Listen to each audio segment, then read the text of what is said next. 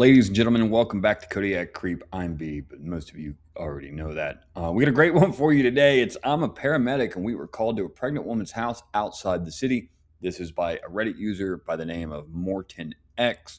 They seem like a great person, he or she. I'm not really sure. I had a conversation with him to get permission to read this one. This is, again, another one that I read about half of, and I absolutely enjoyed it.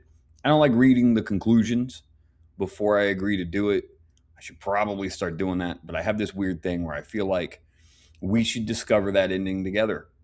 It's, something new. It's something fresh. Yeah, we're not actually discovering it together because, I'm doing it while narrating and, editing. And then later on, you guys get to see the actual product. So, anyway, point is, it's pretty good. It's got a decent amount of upvotes over on r/no sleep, but more importantly, go check out Mortanx over on Reddit, u/Mortanx. They've got a plethora of stories. They really do. So go check them out. Give them a what's up. Tell them Kodiak sent you. Yeah, and then just if you liked the story today, be sure to comment, join in discussions. If you want. I don't really give a fuck. Like the video, subscribe, man. What are we doing here? And follow the main accounts. Kodiak Corpse over on TikTok. Follow the main account on here, Kodiak Corpse, which I haven't done anything with. I will. I promise. I will. These are just more fun, but I will. And yeah, without dragging on too long, let's get into it.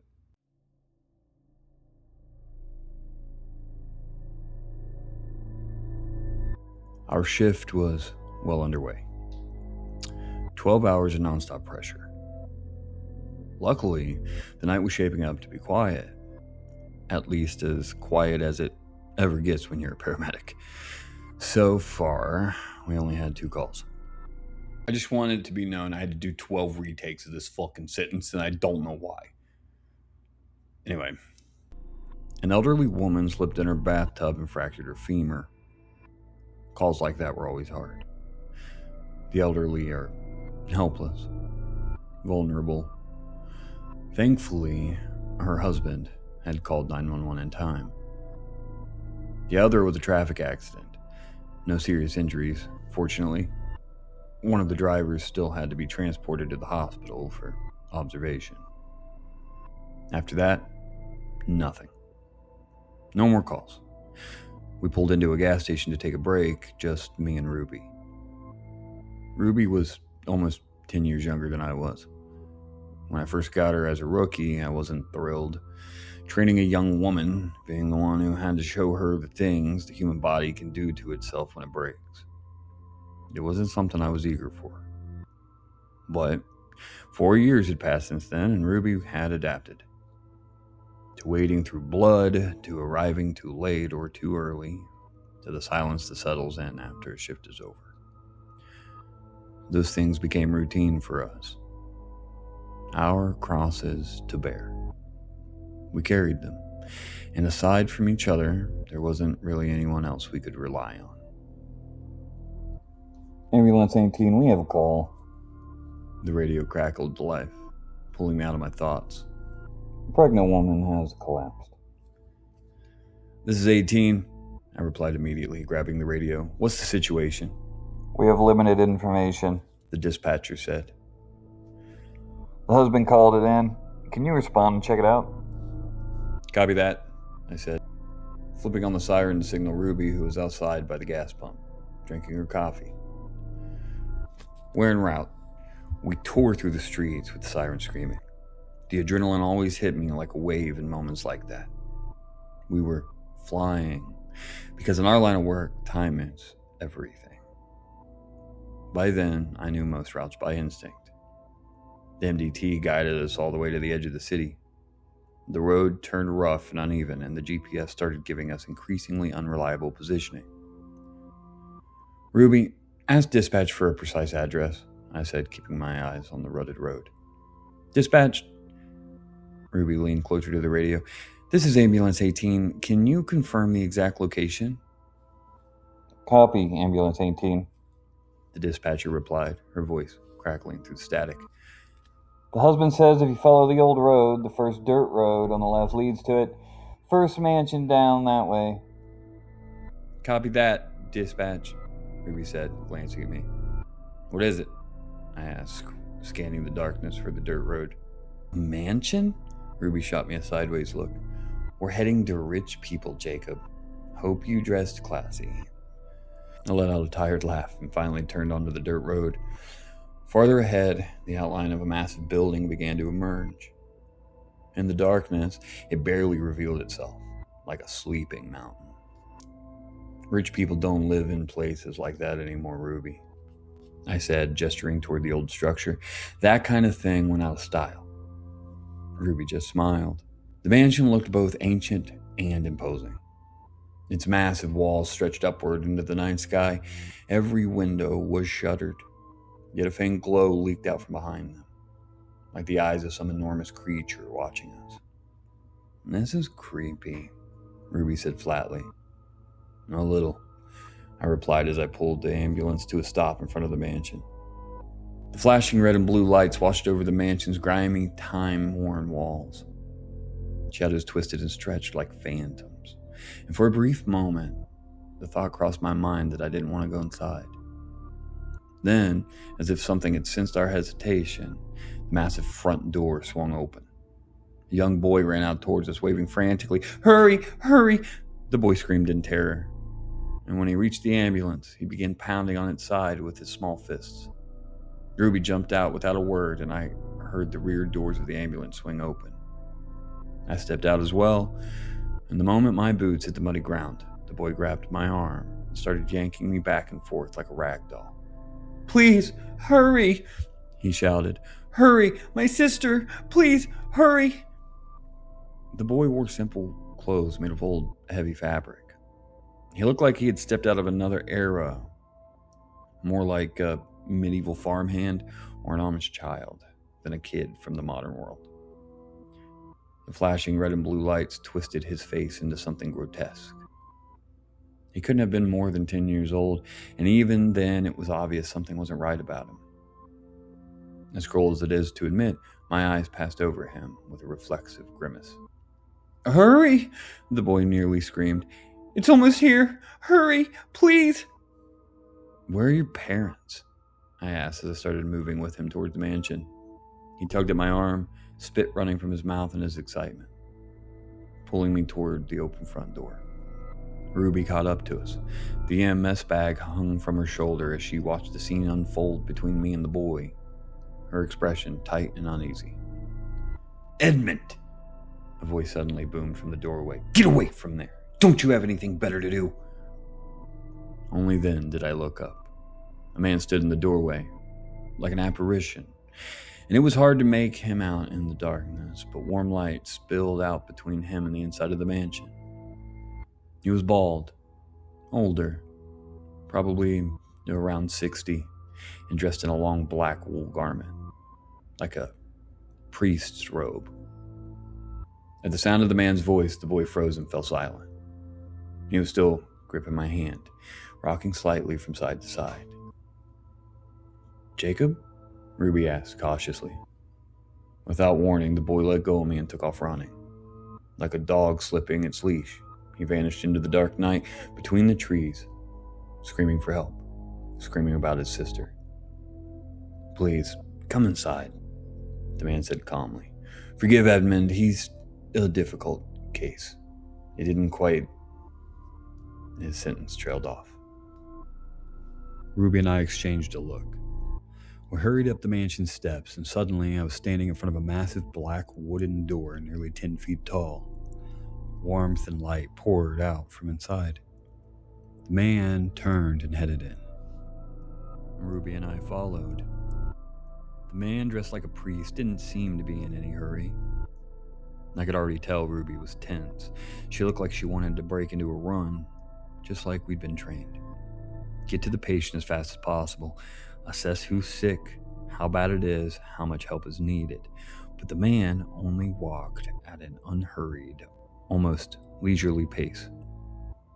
Maybe it was his age, or maybe he didn't think the situation was all that serious. Ruby and I followed him in a measured silence. The mansion felt even larger on the inside than it had from the outside, and just as I had suspected, it was empty.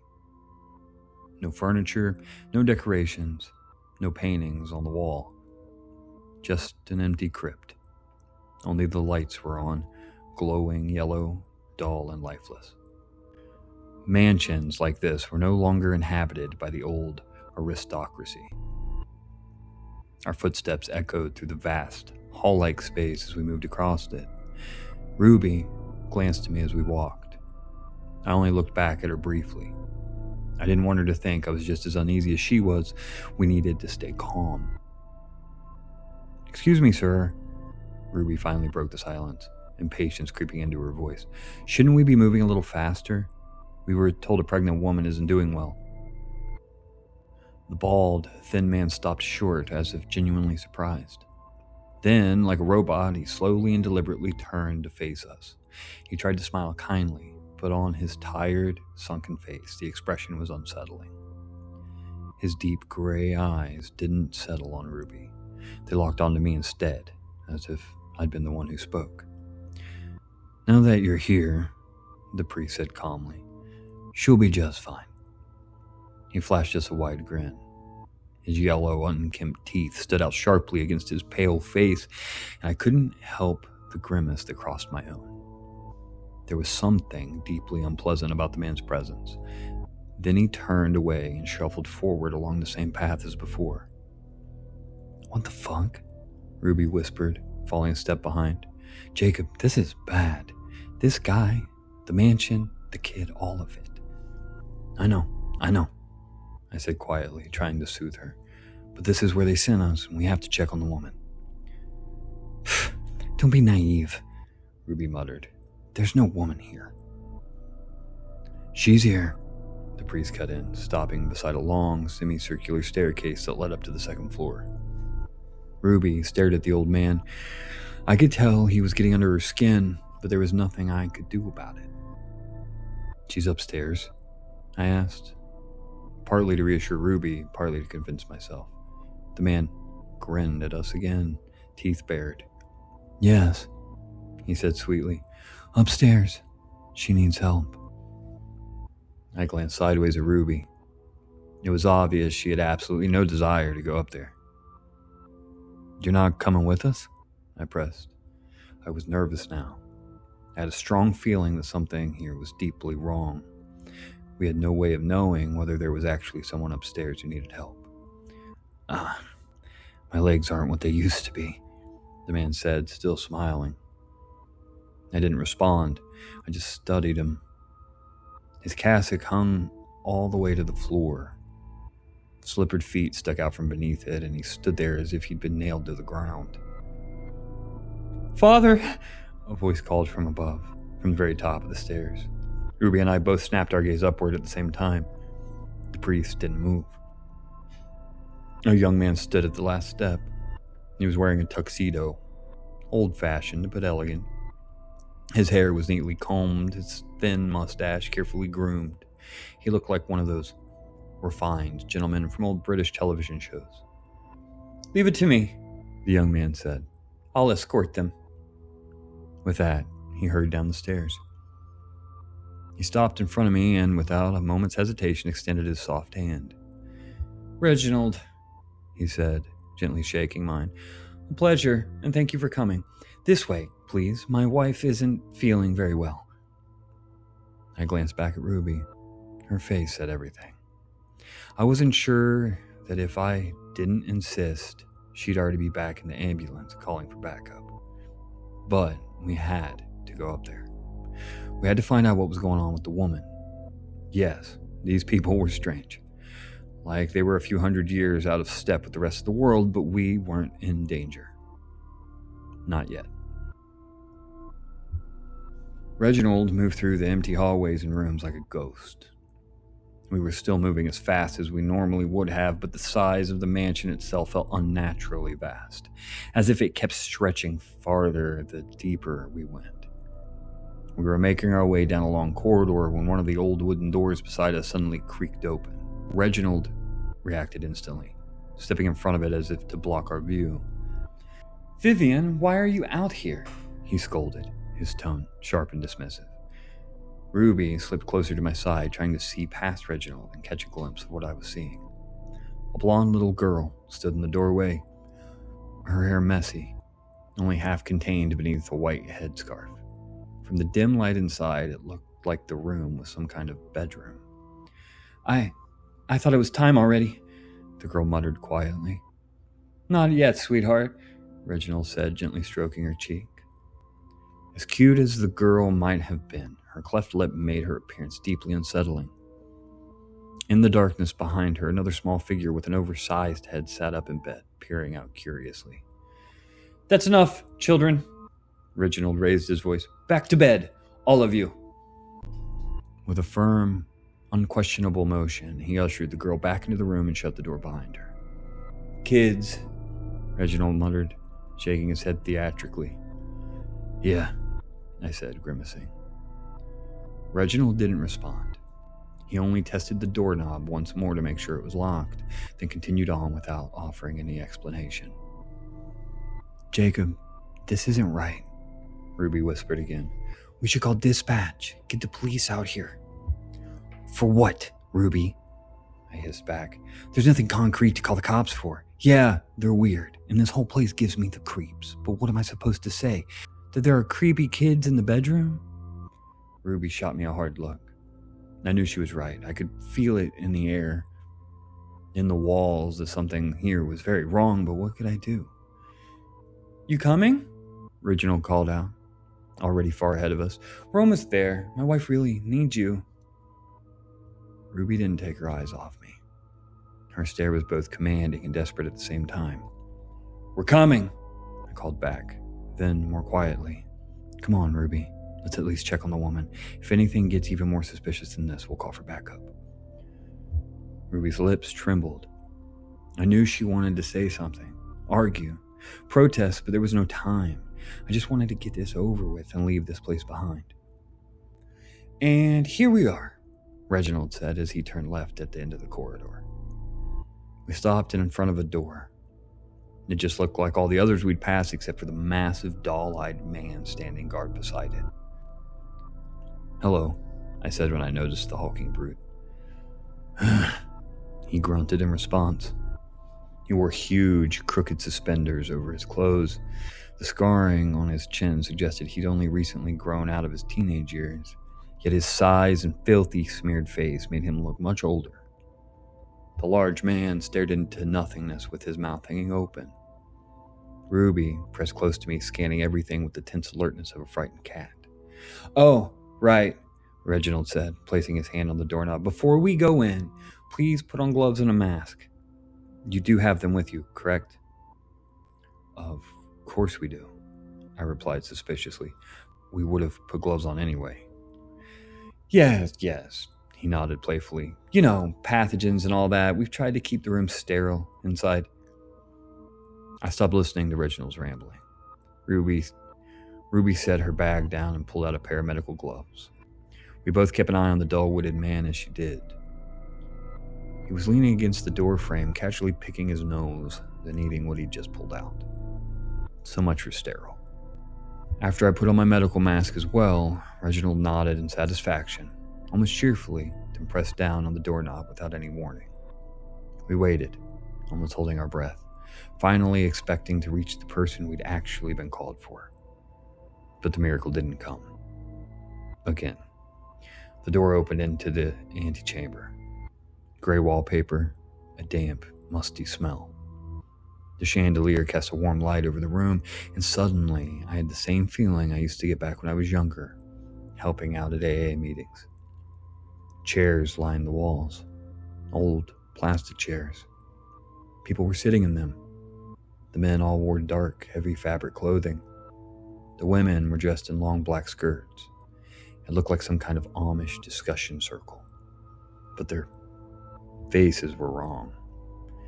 Melted noses, clouded eyes, mouths without lips, missing noses or ears, an aberrant, twisted congregation holding a group meeting. Ruby was practically stepping on my heels. Even so, I could see the terror on her face. Her hand trembled near the radio clipped to her white uniform shirt. I had the distinct feeling that if even a single one of them moved, Ruby would be ready to call it in immediately. Looks like a lot of people live here, I said to Reginald, who gently ushered us further into the room. Oh, they don't live here, Reginald explained. They're just part of the family, you know? They came because of the baby. Of course, Ruby muttered nervously. The twisted gathering stared at us. They watched blankly as Reginald moved through them like a gentleman, and we followed behind him slowly, barely breathing. Reginald walked up to the next door and opened it once more. The room beyond was dim. Only a small lamp was on, outlining the shape of a bed hidden behind some kind of curtain, like a canopied bed. Jacob? Ruby whispered behind me, her voice trembling with fear. Yes, Ruby, I whispered back as quietly as I could. I hear it too. We're going to take a little break right here just so I can ask you what the fuck is going on.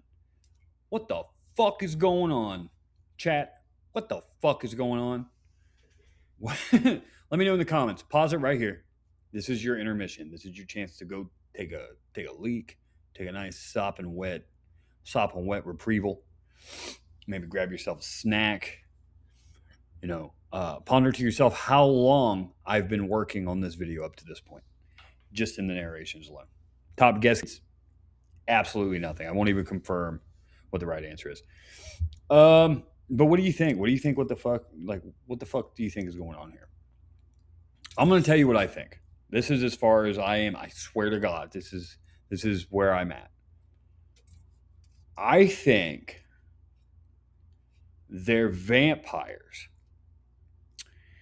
And I think that the people that are fucked up are people that they've tried to have natural births of. That's what I think's happening. And that's why the little boy in the beginning is like traumatized about his little sister. And then like the priest is like, yeah, he's been this way ever since, blah, blah, blah. And then he hesitates. I think his sister maybe was a natural birth and she didn't even make it out deformed. That's what I think. I'm about 55% in on this. I know it's not great, but that's where I'm at. Because other than that, right now it's a good setup. I like the setup. Not like, it's got some fat to it, but it's like a slow grind. You know what I mean? It's a slow burn. I like it so far. Yeah. Life juice. Anyway, let me know in the comments right now what you guys think. And, all right, now let's find out. A woman's painful moaning drifted out of the room.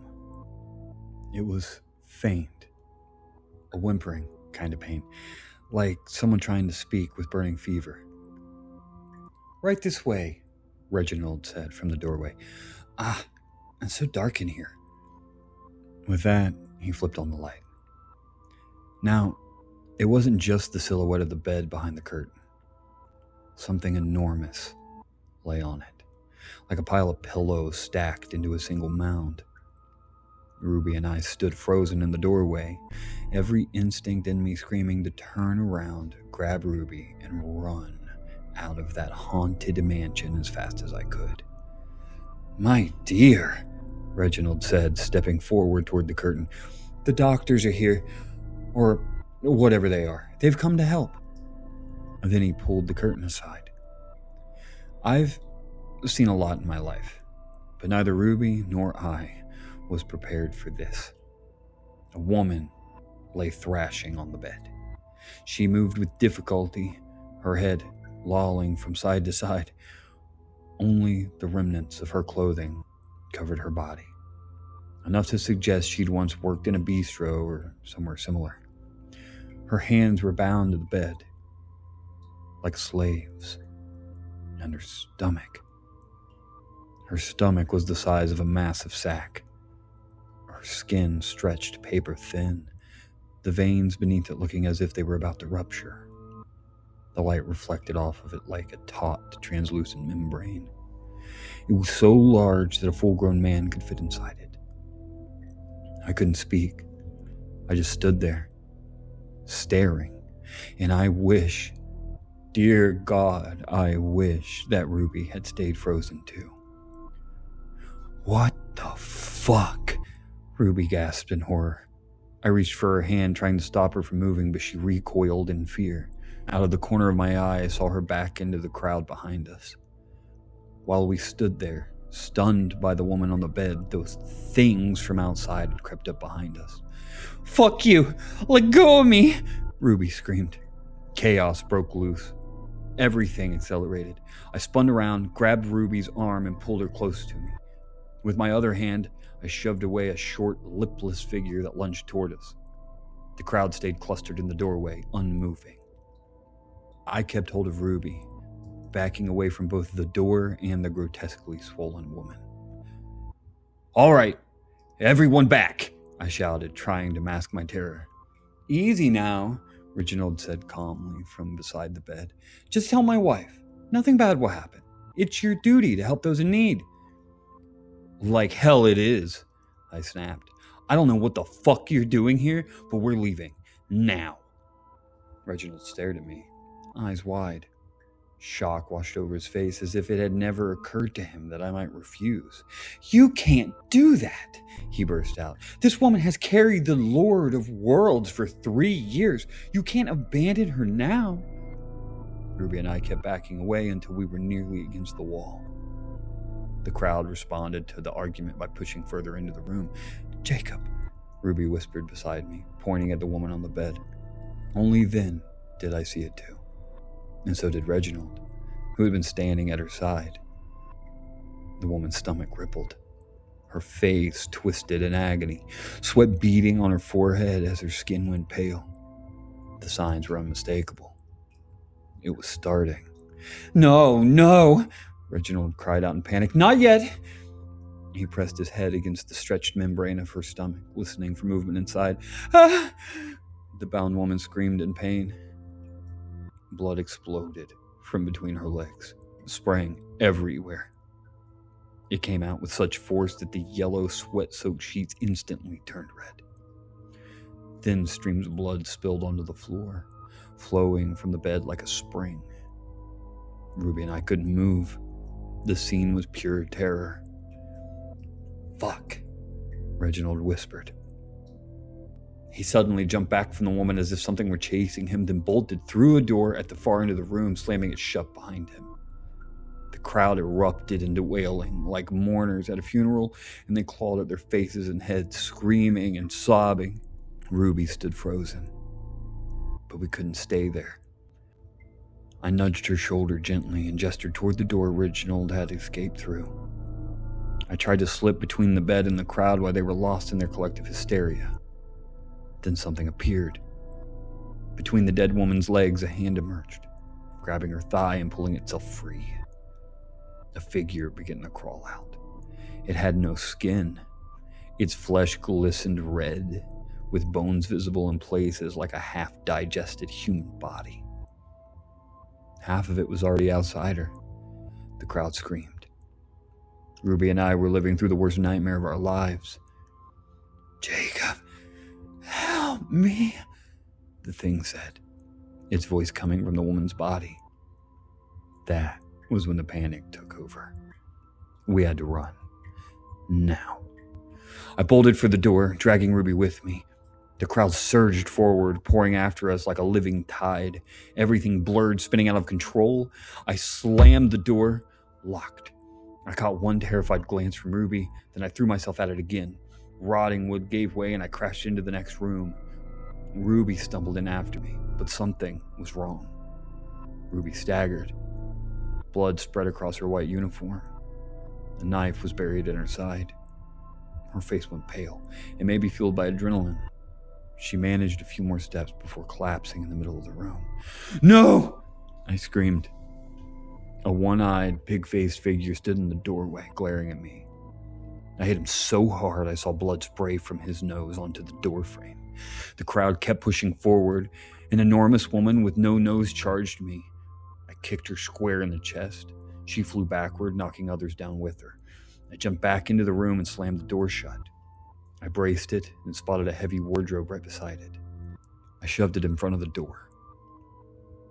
"Help me, Jacob!" a voice cried from the other side. It was the thing that had just been born. I leaned into the wardrobe, holding the door shut as fists slammed against it from the outside. They howled and pounded like animals. My eyes dropped to Ruby lying on the floor. The pool of blood beneath her kept growing. Panic flooded me. "Ruby!" I shouted. "Ruby, wake up! Don't do this to me!" She didn't move. The knife was buried deep in her side. I left the door and rushed to her. Her pulse was barely there.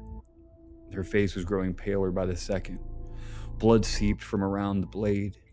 The jump bag was still by the bed in the other room. "Dispatch, this is Ambulance 18, I yelled into my radio. "Send backup, anyone, police, ambulances, a medic is down." The radio crackled, then went dead. No response. "Dispatch," I screamed, already crying. The door creaked as the wardrobe pushed aside. Hands forced their way through the gap.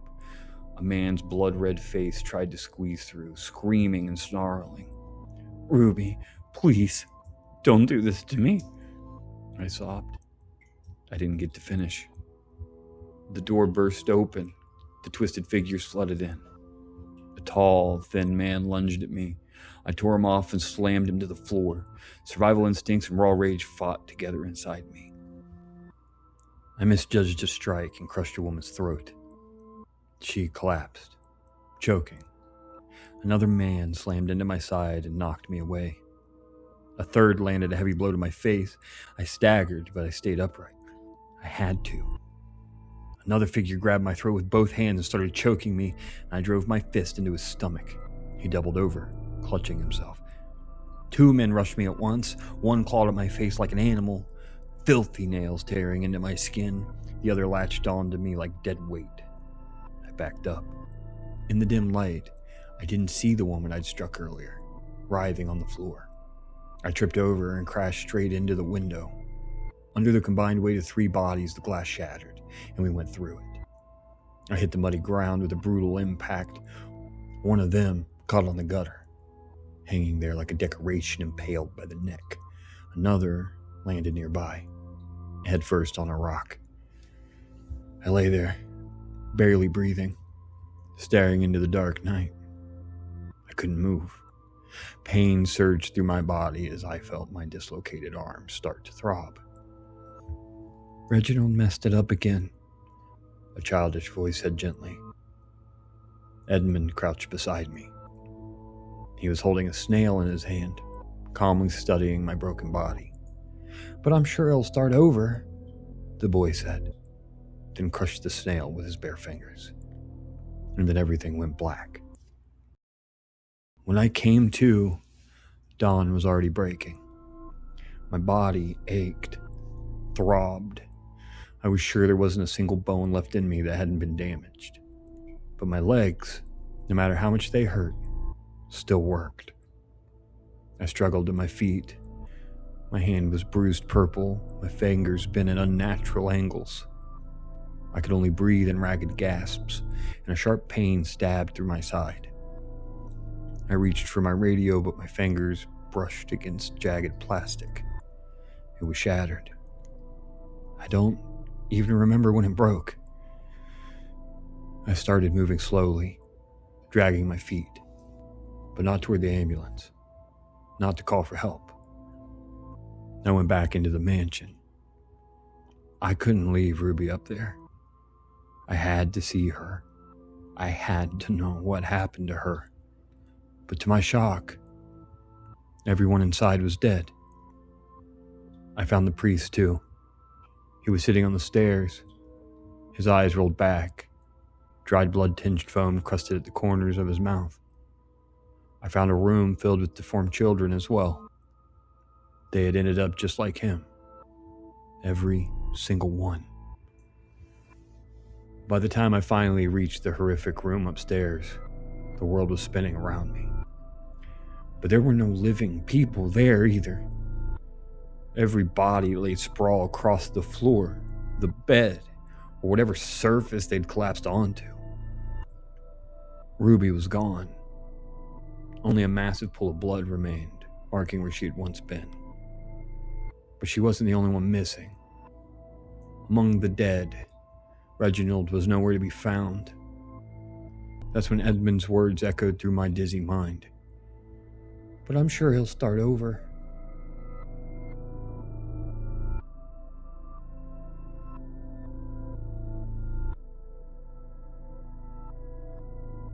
Jesus Christ, that was a crazy story. I was probably wrong. It's not really a spoiler because I asked you guys that question like mid video. But I was wrong. I was absolutely wrong. I think. I don't know. We didn't get it. It was pretty open ended there. So I don't think there's a part two, but I'll dig around, see if he has a part two in it. Again, if you enjoyed the video, go check out Mortanx over on Reddit. He's got a whole bunch of stories, just a fuckload of stories. They're so good. Be sure to follow the main channel, Kodiak Corpse. Got something coming out on that soon, as well as Kodiak Corpse over on TikTok. And just subscribe and like this video. Don't be a bitch. All right. All right. I love you.